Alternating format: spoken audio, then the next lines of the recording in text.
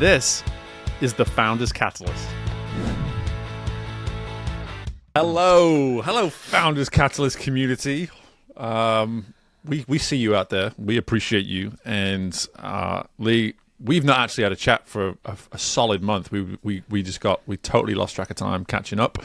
And so we just decided press record, start talking, because we need to record a podcast. And today, folks, on this particular episode, we want to talk about how we share what needs to be shared, what needs to be said. How do we give that critical piece of insight to someone that maybe doesn't necessarily want to hear it, isn't necessarily ready to receive it, but as the leader, it's truly necessary that we get this information across.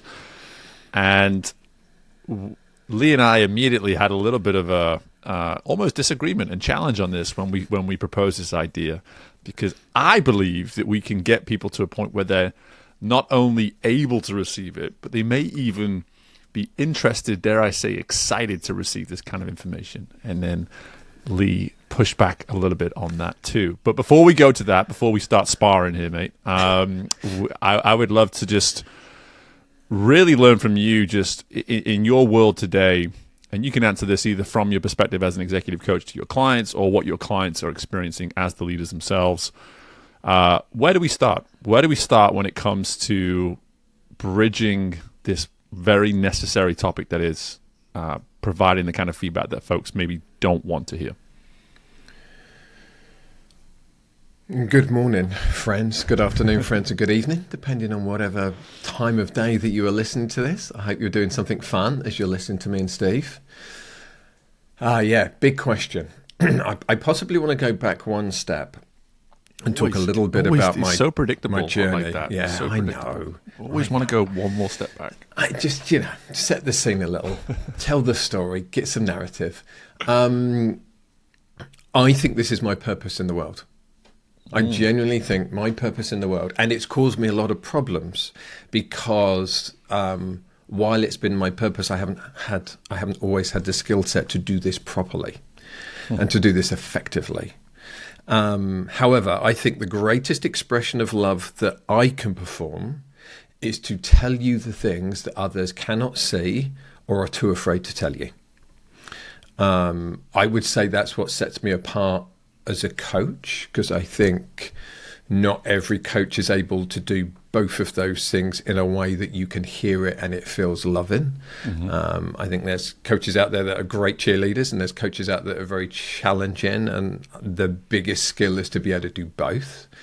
One I'm still working on myself. Always will be too, right? Yeah, I think always will be. And as a younger man, I weighed heavily on, I need to tell you this because this is how you are going to be better and most effective. Yeah. And my languaging was terrible. My approach was terrible, to the point, and I think we've spoken about this on the podcast before, I was so bad at giving feedback, I had to stop giving feedback and go and learn how to give feedback in a way that was effective. Yeah.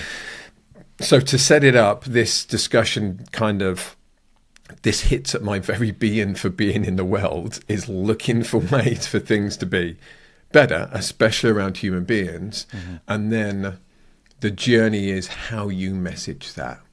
So how we message it as coaches, how we find the things that are really going to make the difference. Here's the thing that has been holding you back, that you are not fully aware of, or you're aware of, but you hate it and it's painful. And then helping you with that, and then helping you develop the skill to be able to do that for others, because that is what really drives huge leaps in performance. Yeah, I love that you were able to align this with what you feel you were put on this earth for, and it resonates with me immediately too. I can close my eyes and think of 1,000 experiences in my time in swim coaching, and even more so now in this world of executive coaching, where I read the situation and I just go, something needs to be said right now. No one else is saying it, so I'm going to say it. And I have no idea why that is something that I gravitate towards as opposed to fear, because typically that's kind of where I wanted to go here, is that it's the anticipation of how it's going to be received that scares us off, and to your point, it's why the delivery of the message is the skill and is the focus that we need to shift to, as opposed to, oh, this person needs to hear something, I'm going to tell them. Like, again, it's almost like our egos driving that part. Like, where we want to go in on our horse with our sword and just say, hey, I'm going to be the hero. Yeah. And it's like, well, we don't need a sword right now. We don't need a hero right now. We just need a message to be delivered, and it's way more important that you focus on that delivery than the actual message itself. I think I'd challenge that. I think the message is super important. However, the message can't work without the delivery. Mm-hmm. So the delivery is so vital if you are going to be effective as a human being, and that was where I was failing. I desperately wanted to be effective for people, but my messaging was poor. And if we think of Jungian psychology, so that's Carl Jung, for those that don't know him, worth looking up. He attributes the hero to being the boy part of the masculine development, and then the king is the mature masculine development, and the king lifts everybody up around them, where the hero is the one that needs to be the main character in the story. Mm-hmm. And I think that balance, as you say, between the ego of letting go of my ego of needing to show you that I'm smart and I can show you this stuff and I can point this stuff out too. Oh, this is just the right thing to do. Like, this is ethically the right thing to do, to share this information with you. And the king part is, how do I do that without crushing you, without leaving you feel worthless? Mm-hmm. And you know, sometimes some of the information that I share with clients, and this is where I wanted to challenge you about the excited bit. Right. You know, it's so on the nose. It's so painful because it is that person's shadow. So when we talk about shadow in psychology, it's the part of you that on some level you may know exists that you really don't like about yourself. And an indicator for that is, if you see it in somebody else, it quite often repulses you. So if you see some behavior in somebody else that triggers you, it's usually one of two things. It's something that you want and you're envious, like, mm-hmm. I'm envious of that skill that they have. Mm-hmm. Or it's a personality trait that you know that you have on some level, and you may or may not be conscious of it, depending on how much work you've done on yourself and how self-observant you are. But it's that thing that you really don't like about yourself. And then when you see somebody else display it, it's like, oh, I just can't be around that person. And it's that part of you that you really don't like. And part of our work as coaches, if we're truly going to make a difference in your life, if we're going to be a transformative coach instead of a coach, is we have to get into that part of the work too. We have to play in that arena of, this is the thing that's holding you back. And until you become somewhat comfortable with this part of yourself, you're never going to be as successful or as fulfilled as you could be. Yeah, and even capturing it as fulfillment there at the end, I see fulfillment as the destination. So then the question becomes, how are we delivering the message as a stepping stone toward that? And again, we've come through sport, and hearing what you didn't want to hear or receiving information you didn't want to receive growing up as a kid in England, whether you're in the north or the south, it didn't matter. But we would have both, I can speak for you very safely on this, knowing that we would have received feedback a certain way as an athlete in the UK, which was not a stepping stone in any way, shape or form. It was nothing but, how do we belittle this child in a way to let them know that what they did was wrong, and expect them now to somehow show up more excited to keep performing? Like, it doesn't make sense. But as you've alluded to here, and as the years have gone by, we've been able to see the necessity to deliver that message as a stepping stone. And what I like about it too, as you were speaking there, for us as coaches, just speaking from that perspective for the moment, the providing what someone needs to hear, it doesn't always have to be critical. It doesn't always have to be a criticism. And I think that's where we get lost in it sometimes too, is because we're so focused on this idea, and we create this blockage almost of hey, maybe this person needs to hear this, but I don't feel comfortable to do that. We sometimes then miss opportunities to tell someone what they need to hear when it's nothing but a positive. It's nothing but this incredible just reaffirming message of like, hey, what you're doing is the right thing, or that you're absolutely already on the right path. And I just want to maybe help you see it in a way to where you receive the necessary encouragement. It's a muscle. It's a way of seeing that we sometimes, like I said, we miss these incredible opportunities because we've almost taught ourselves to avoid seeing that kind of thing because we're worried that it's going to be received as critical. Is that resonating with you? Yeah, it is. And I think maybe this is where the disconnect between us is on you're like, oh, they're going to be excited to hear it. And I'm like, oh, they're going to be scared to hear that crap. Yeah. Is because, yes, it's really about opportunity. Mm-hmm. And the way I guess I'm looking at it is there's something that's getting in the way of the opportunity. And I think the way that you're looking at it is also there is an opportunity that you haven't yet stepped into. Yeah. And that can be just purely fear. Think about how human beings work. Typically, and Daniel Kahneman did a great amount of work around this. So if you listen to this, look up his work. Fantastic guy that just died, sadly. He's done a lot of work on how bad humans are at assessing risk and how bad we are at assessing opportunity gain. Mm-hmm. So we're hardwired to look more for the downside than we are for the upside. And he did a study in Tibetan that showed this. So human beings are much more adverse to losing money than they are to the potential for winning money, which sounds insane, but we are.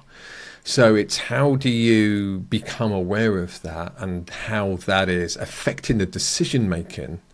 It's like the sunk cost fallacy where we keep doing something because we think, oh, I've done this for years and it's just going to pay off if I keep doing it, or I'm in this relationship and it's going to change. And because I've been in it for 5 years, I should really stay in it, instead of it's not working for me. I need to do something different. Mm-hmm. And I think that's one of the reasons why coaching is so important, because it's incredibly difficult to do that for yourself and by yourself. It's why having mentors is so important. It's why having trusted friends are so important. And I want to switch gears a little now and go to how do we have those conversations? Mm-hmm. So I think we've established it's important to have people in your life that can say the things to you that are difficult to hear and that other people either cannot see, and that's why you pay a lot of money for somebody like me and you, because of the experiences that we have, that we can see things that many people can't, or that are prepared to say the things that other people are afraid to say because they don't want to upset you or affect the relationship. How do we set up the relationship in such a way that we can do that, Steve? Yeah, and I mean, you're hitting the nail on the head, right? It's the cart before the horse. It's we have the space? Have we created the space to deliver the message? Here we are getting obsessed, right, about the delivery of the message, but do you even have that rapport? Do you even have that connection with the individual that you need to provide this insight to? 100%, we have to go to the relationship, and we have to, if anything, it doubles down on a couple of the other episodes that we've done already around the power of relationships and investing in that as the leader that you are. One thing that I've come to see, and again, focusing now on that bridge, if you will, from the building of the relationship into the delivery of the message, is that when you are pouring into these relationships and you are building them the way you're building them, you're going to see some of these things that people need feedback on as you're building the relationship. And the question then becomes timing. It's like, is now the right time? Is now the right time? It's been a few, I feel like the relationship's good now. Is now the right time? There's a really easy, simple way to find out. As you're building that relationship and you feel that there's maybe a time for you to provide some feedback, people are really good at letting you know whether or not they are ready to receive feedback from you. They're going to let you know if that trust has been developed from their terms as much as yours as well. And so it's simply saying, hey, are you open to some feedback right now? Or would you be open to meeting for 15 minutes just to discuss something that I've observed about you recently that I think could be a really powerful insight for you to get a little bit more information on?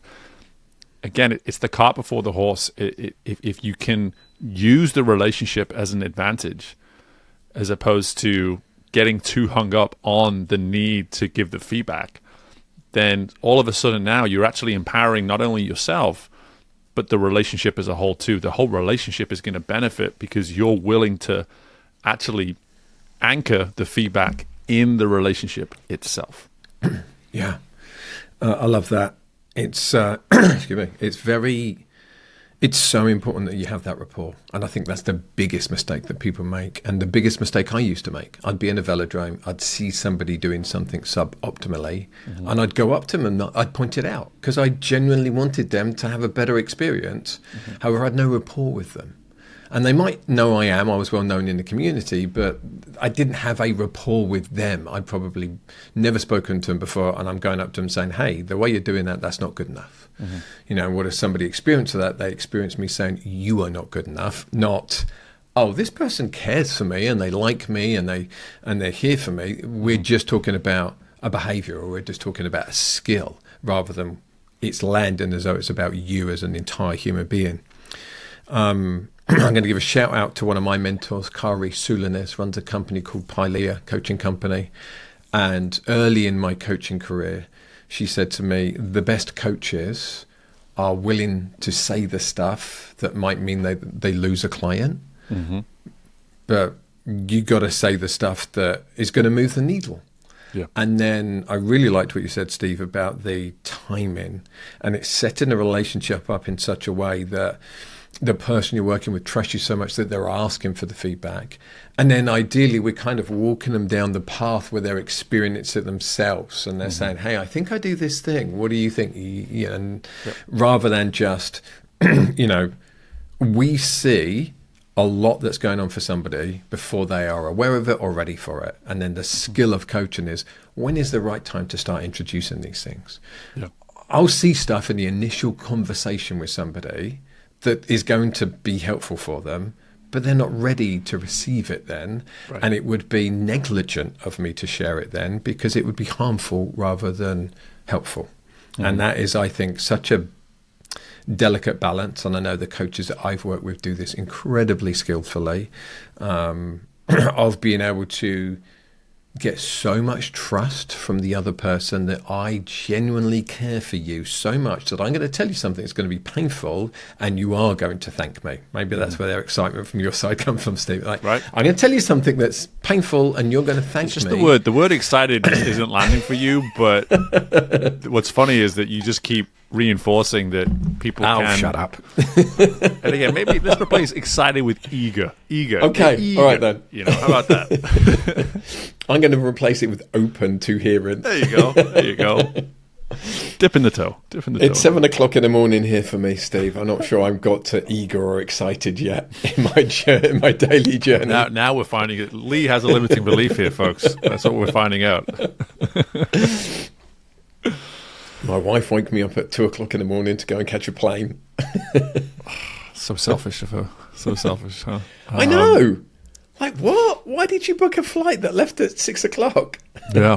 Very fitting. There's some feedback that we could use there for, for your I gave her wife. the feedback before it happened, Steve. I love it. But it's funny, like, just to come back to where I was going before with just that, you know, we can miss out on those opportunities to be on the positive end of the spectrum. I want to give an example of just this past week with a client of mine. It's we sat there and so much of what I do in my practice is geared towards either the individual pursuing their optimal self or the organization as a whole pursuing optimal performance, and putting it on the individual, putting it on the business to define what that means to them, allowing them to form the identity of what an optimal self, what optimal performance looks like, trying to refrain almost from industry standards and focus on you and what you can control. And this gentleman, he spoke as though he was at optimal. You know, hey, I'm so focused on being at optimal. I'm doing all of this at optimal. And I sat there and I just said, I need to challenge you for a second. Because you're selling yourself short. Because I'm telling you right now that you are not at optimal. But I'm not telling you that you're not at optimal because something you're doing currently is not good enough. I'm telling you that there's still so many more levels to get to. And if you're going to settle for this being optimal, you are selling yourself short. Yeah. And I want to give that example to people because you can hear in that feedback that I'm letting somebody know, one, that what they're currently doing is not optimal. So if you finish the feedback right there, you're just like, oh, shoot, ouch. It's like, well, no. Listen to the whole message. And this is where the delivery in the message is so important. It's the stepping stone that we go back to then extend that insight and let them understand that, hey, listen, the levels that you still have at your disposal to go to, if you don't focus on that, then the work that you're doing right now, you're going to miss things in the moment because you're not focused on the leveling up that can still come from this point onwards. And that right there, in terms of the art of feedback, that's where we can get so much better as leaders. Yeah. Is that we can be hard on people, but we can do it in a way where we are opening up the pathway to what is possible. And it's such a fine line, but too often I hear these experiences of leaders saying, what you're doing right now is not optimal. And they may even feel everything that I articulated right there, but for whatever reason, they think that what needs to be heard is what's not being achieved. Yeah. When really it's a representation of what could be achieved. And that right there, folks, that's the stepping stone. It's such a small line, but it's so powerful when we get it right. Yeah.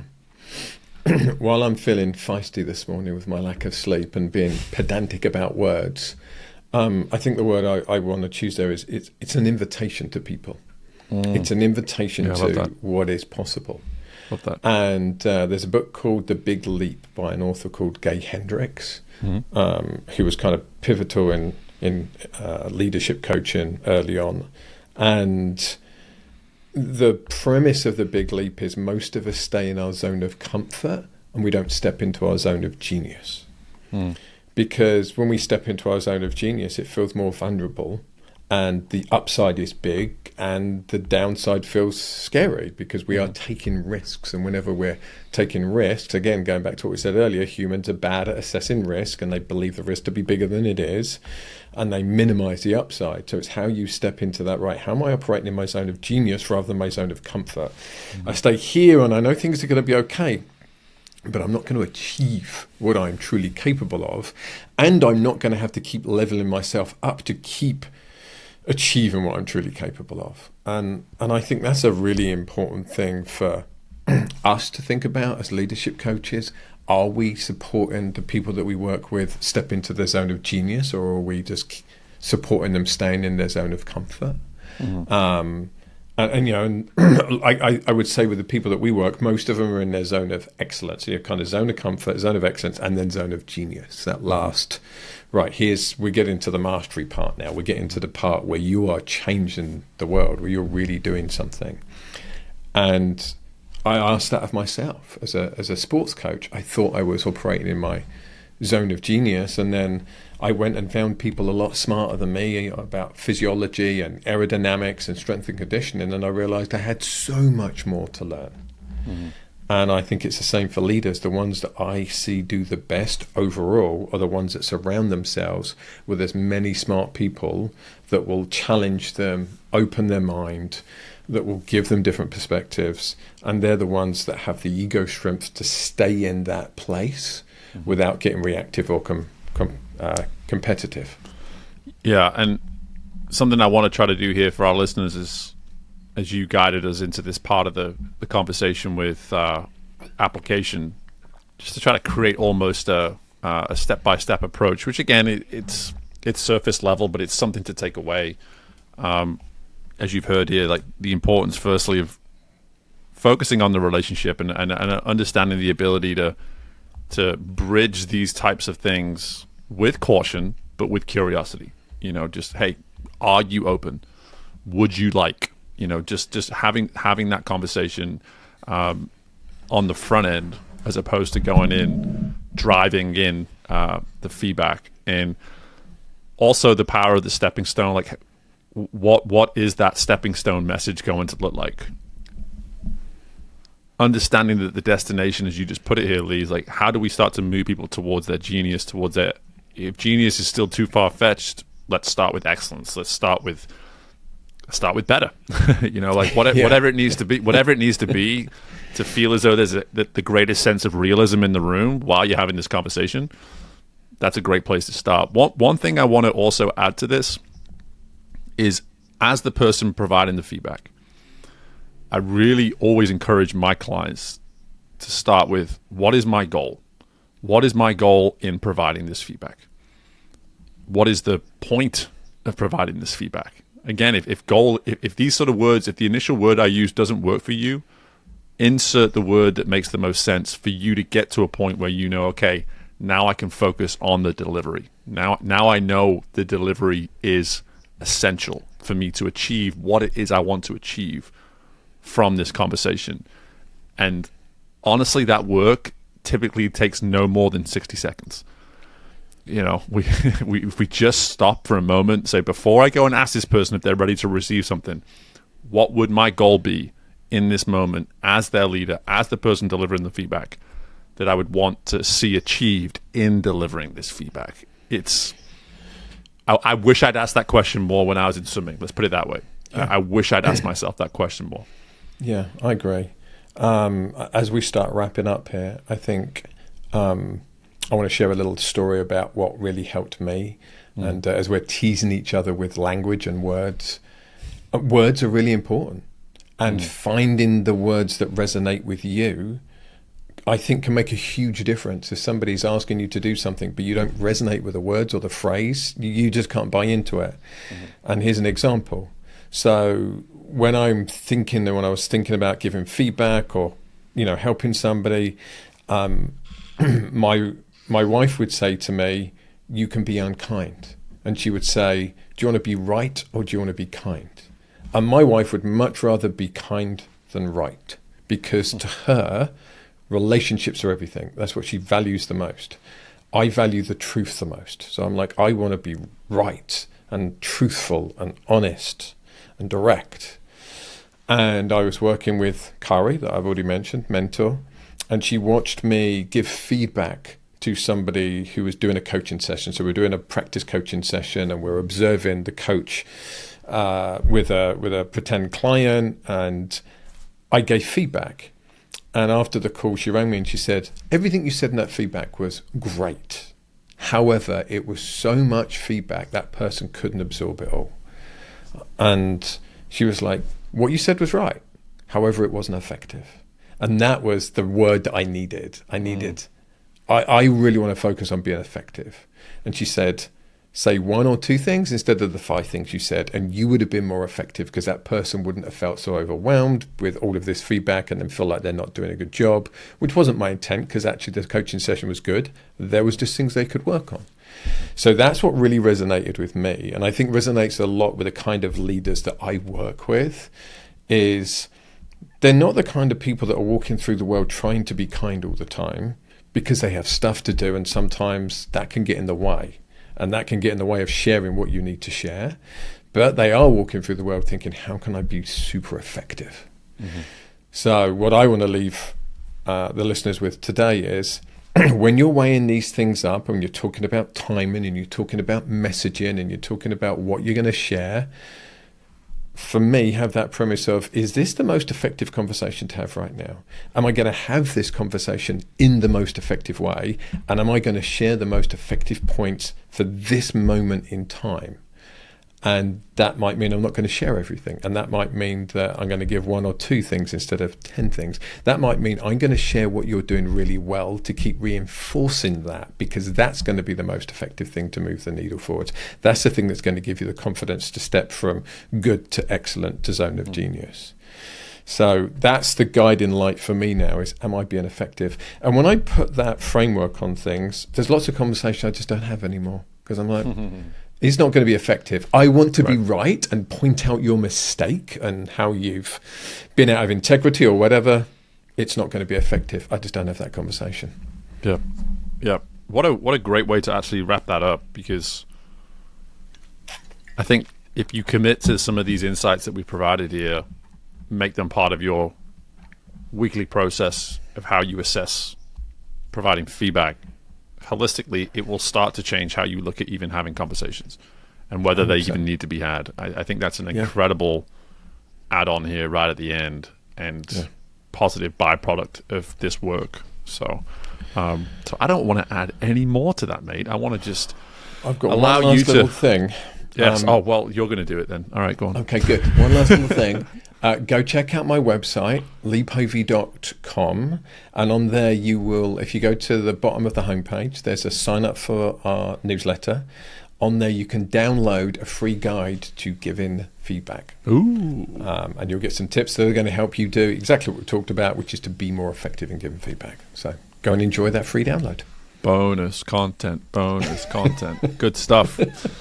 All right. Well, this was a pleasure, as always. Appreciate you, mate. And hopefully you folks appreciate it as well. Don't forget to subscribe. Don't forget to pass it on. Don't be selfish and hold on to this information to yourself. Share it with some friends and let them know how they can improve upon building their feedback too. But until next time, thank you, people. Be well.